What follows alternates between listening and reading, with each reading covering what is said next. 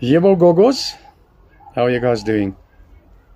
Well, as you can see, I'm outside today.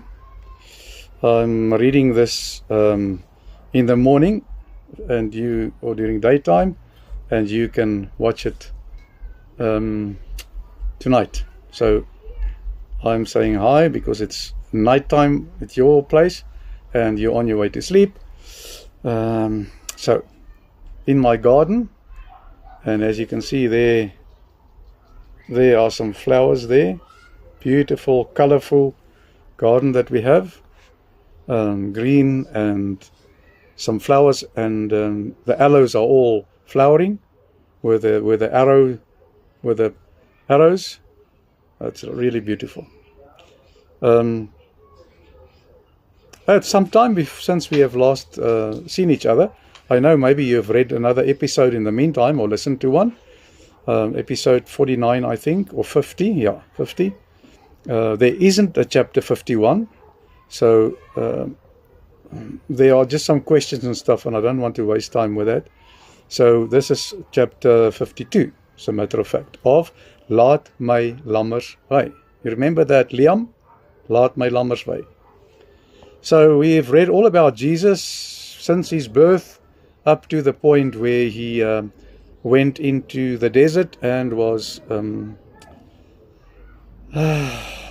he was hassled. I think that's a good word. Hassled by the devil. And he tried everything to get Jesus to bow down in front of him as the so-called king of the world. And then Jesus went to be baptized. He was baptized. And then he started his ministry. So he would now start selecting his disciples and start preaching to the people about the kingdom of God. That was why he came. So let me just fix this thing. Which way? This way. Yes. About the kingdom of God. So now he's going to find the disciples, as I said. So as more and more people started following Jesus, he decided to choose the disciples, a group that he can teach and will one day take over from him. Because remember, Jesus knew what was lying ahead for him. So Jesus went out and prayed to God. A whole night he prayed. And only then he started calling the 12 disciples or apostles. Now it means messengers. Apostle means messenger, but disciple means follower. So they were first disciples, followers of Jesus as their master. And then when he was gone, ascended, they became the messengers that he prepared. He gave them power to cast out evil spirits and heal sickness. And these 12 men left their homes and all their families and everything just to go and live with Jesus. So once the 12 disciples were chosen, and I think we will make a list. You remember the disciples, the list of disciples? Peter, Paul, and John, and the other ones. So let's make a list of that, and just so that we can read through them a couple of times, so that when somebody speaks about Judas, that we know he was a disciple and he was the one, and all the other guys. So I think we need to do that. I will do that for you and send it to you. So after choosing, they walked and somewhere, and Jesus saw that a huge crowd was following him, and they wanted to hear what he had to say. So they were next to a hill, and he decided, I will go a little bit up the hill, so that it's like a stage, that he was just above them, and then his voice would carry over the heads. If he was standing on the ground, it would have been difficult. People will not hear him there at the back. So now he goes up the hill a little bit, and he can speak over the heads of the people, so that even the guys there at the back could hear him. And this specific preaching or sermon that he did there on the hill is called the Sermon on the Mount. You've heard of that, have you? The Sermon of the Mount. His first serious teaching, and the most important teaching, if we can call it that. It's like the Constitution or the rule book for the kingdom of heaven. So it was like the basis. Everything leaned and was based on this sermon.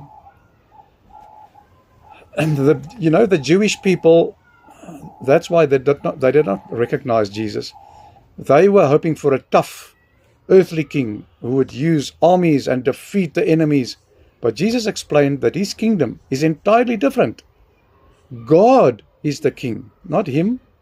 And the only way to enter the kingdom is through the narrow gate, which means it's experiencing a spiritual rebirth. That's why we will say people who are not believers, when they hear about Jesus the first time, they are reborn Christians. We are all reborn Christians, but we were reborn even before we were born, so to speak. Other people would be reborn later in life. When we receive the Holy Spirit, we receive God's love and forgiveness. So Jesus explained what kind of people belong to his kingdom. He started with the Beatitudes, explaining who is truly blessed or happy. It isn't the proud or the rich. Instead, Jesus said, "Blessed are the poor in spirit." This means people who realize that they are spiritually poor and beg God for goodness. Not somebody who's, full of himself, but who is poor, who is low, and stand and kneel before God, and don't sit on his own little mountain and say, "I'm the king." He also blessed those who mourn. The humble, that's the word I was looking for. You have to humble yourself before God. The peacemakers, and those with pure hearts, those who believe in God. And how can you be pure? Because God forgave your sins. It's the only time you can be pure before God. God makes you pure by taking your sins away. So Jesus told his followers that they are the salt of the earth and the true light of the world. Salting something, and wanting them to drink water of life. So be the salt. The light would be to light up the world, showing God's kingdom. It means that their good lives should shine brightly for everyone else to see God's light in them, right? So the real meaning of God's rules, the strict religious leaders, the Pharisees and the Pharisees and those kinds of people, though they were perfect just by obeying the outer rules, they didn't only have the 10 commandments, they made many, many, many other rules around the 10 commandments. And Jesus taught that God cares about what is in our hearts, not about following rules. Of course, you will follow God's rules because you love him. But you're not going to follow them because when you follow them, you will be good. And God will say, "Wow, that's a good guy. He's following all the rules." No. You will follow the rules because you love God. And the Holy Spirit will lead you into following God's rules. God doesn't just want us to avoid, for instance, murdering somebody. He doesn't even want us to be angry or be hateful in our hearts. Because according to the law, that's already committing murder just by thinking of or hating somebody. Jesus also taught his followers not to take revenge, telling them to turn the other cheek. In other words, rather to pray for them than to take revenge. What will happen if we pray for them? Maybe God, when he hears our prayers and that we love our enemy, he might turn their lives around or turn their hearts. Maybe they can be reborn and get in God's Spirit. Then you won't be enemies, you might be friends. Okay. Jesus also, and this is doing good in secret. When we do something, we have to do it in secret. Jesus gave instructions on 3 important religious duties. First one is to give to the poor. Secondly, praying and fasting. He warned the people not to do these things just to show off. That's why it needs to be somewhere quiet, somewhere secret. When you give money, for instance, do it secretly, so that your left hand does not know what your right hand is doing. It must be so quiet and behind the scenes. So if you give money to somebody, and people say, wow, fantastic, we are so happy, can we write your name in the newspapers? And you will immediately say, no, please, I do it because God blessed me, and I would love to bless somebody else. When you pray into your room, or when you pray, go into your room and pray privately. You know, these Pharisees would go and stand on the corner of the street, and they would pray loudly for an hour or 2 hours. That's what they would have done. And people come, walk around them, and they would actually bow to these Pharisees. He also taught us what is the perfect way. This was part of the Sermon on the Mount. Jesus taught the people how to pray a perfect prayer, giving us the famous Lord's Prayer. So the Lord's Prayer is the basis of any prayer. So when we start looking at what is, of course, to pray the Lord's Prayer, yes, but there are basic principles in that prayer that we will have to learn.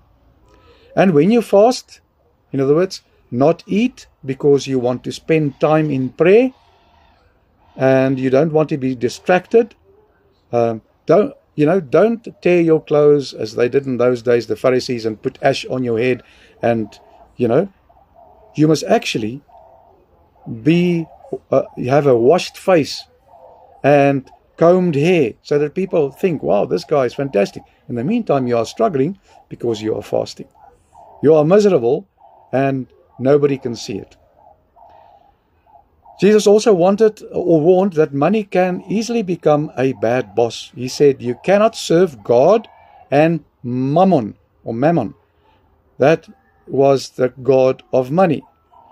You can't serve these 2 gods at the same time, because the one you love and the other one you might hate. And also, don't worry about what you would eat or wear tomorrow, because God will take care of you. If God takes care, or such beautiful care of the birds in the sky and the flowers and the lilies in the field, He will definitely take care of us, His children. He told them, seek first the kingdom of God, and all these things will be added for you.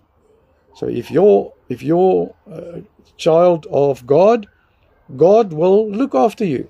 You don't have to be worried about what tomorrow will hold in for you.